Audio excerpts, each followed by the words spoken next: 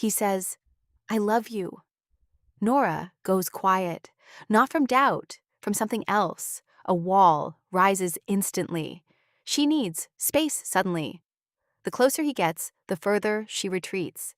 This isn't indifference. She cares deeply, actually. But closeness feels dangerous. Somehow, unbearably dangerous. This pattern has a name. Let's understand it. Let's go inside. Hey, welcome back. This is Mystified Mind.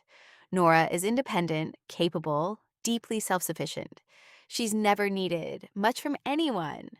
Her friends call her low maintenance. She takes pride in needing very little. But there's a pattern in her relationships.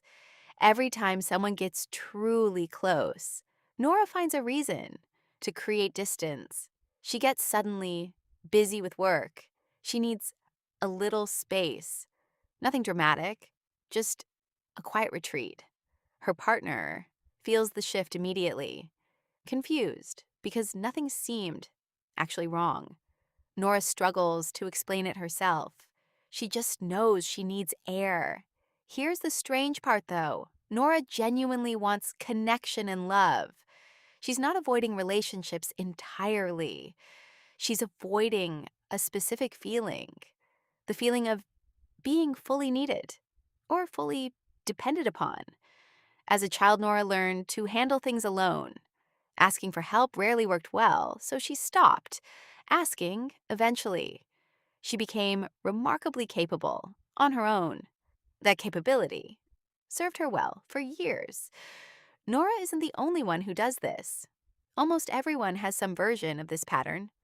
Her mother wasn't unkind, exactly, just emotionally distant herself, likely for her own unresolved reasons, passed down quietly across generations. None of this was Nora's fault growing up. So why does Nora pull away like this? There's real psychology behind this pattern. It's called avoidant attachment. Like anxious attachment, it starts in childhood, but it develops from a different experience. Often, needs weren't ignored exactly. They were met with discomfort or distance. Crying got a caregiver mildly annoyed. Needing comfort felt like a burden. So the child learns a survival strategy. Deactivate the need entirely. Psychologists call this deactivating strategies, suppressing or minimizing emotional needs before they can be rejected. It's not that Nora feels less. She's just learned to notice it less. As an adult, intimacy activates old alarms. Someone getting close feels like exposure, like being fully seen and needed, which once led to discomfort or rejection. So Nora's nervous system sounds an alarm, not because danger is real now, because the old wiring still runs. Researchers describe several attachment styles overall: secure, anxious, avoidant, and disorganized. Nora's pattern matches avoidant attachment closely. This isn't a character flaw at all. It's a learned protective strategy, one that made perfect sense at the time. Understanding the origin doesn't erase years of habit, but it does make change finally possible. This isn't about blaming anyone from the past. It's about understanding the mechanism clearly now, so it can finally be gently addressed, rather than unconsciously repeated indefinitely, with relationship after relationship quietly ending. Now that you understand the mechanism, let's see how it actually shows up. Here are 3 signs to watch for. Sign 1. Closeness feels like pressure. Even wanted, welcome closeness feels heavy. Your instinct is to create space. Sign 2. You struggle to ask for help, even when you genuinely need it. Needing someone feels like weakness or like an unwelcome burden. Sign 3. You minimize your own feelings. "I'm fine" becomes an automatic response, even when you clearly aren't. None of these signs mean you don't care. They mean you learned self-reliance very early as a way to protect yourself. If even one sign felt familiar, you're not cold, you adapted wisely to circumstances that needed this exact adaptation. The circumstances have likely changed since then, but the adaptation is still quietly running. Most people never notice this pattern consciously. You just did. That awareness matters. Here's where this pattern starts costing her. Nora's relationships follow a familiar arc. Things start warm and promising. Then, as intimacy deepens, Nora slowly starts pulling back. Her partner senses the shift painfully, tries harder to reconnect, which only makes Nora retreat further. This creates the anxious-avoidant loop, where reaching triggers retreating, and retreating triggers more reaching. Eventually, the relationship quietly ends. Nora tells herself, "It wasn't right." Sometimes that's even partly true, but often it wasn't the person. It was the closeness itself. This has happened several times now, a pattern Nora is only now noticing. One evening, alone again, she wonders why. Why does good keep ending this way?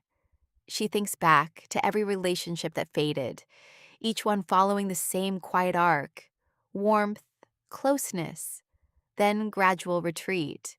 She'd always blame the timing or the person, never quite looking at her own part in it. That realization felt heavy and clarifying at once. Her friends had noticed this pattern too, but rarely said anything directly, not wanting to overstep or pry. So the pattern kept repeating, unchecked. Nora started wondering if this was permanent, if she was simply built this way. That thought felt deeply unsettling. A close friend finally says something honest. "You do this every single time. The moment it gets real, you vanish." Nora wants to argue immediately, but she stops and actually considers it. She realizes the friend is right. That night, she sits with the discomfort instead of immediately distracting herself. She notices the urge to retreat and just watches it without acting. This is incredibly uncomfortable at first, like holding a held breath deliberately. But she keeps practicing this small pause between the urge and the action. Slowly, she starts staying present, longer, in moments that once triggered retreat. It doesn't fix everything immediately, but something starts shifting gradually. She lets a partner help her once. The world doesn't end. Nothing collapses.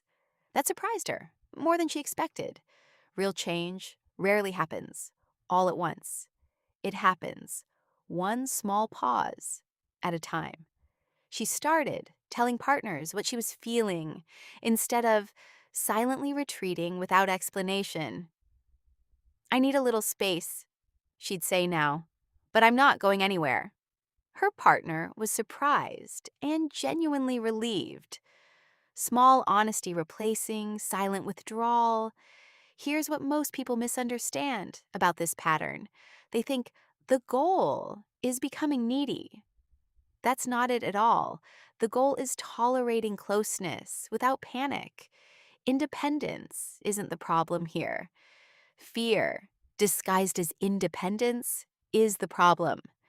Nora still values her autonomy deeply. That hasn't changed, and it shouldn't. But now she can stay when it counts, instead of retreating automatically.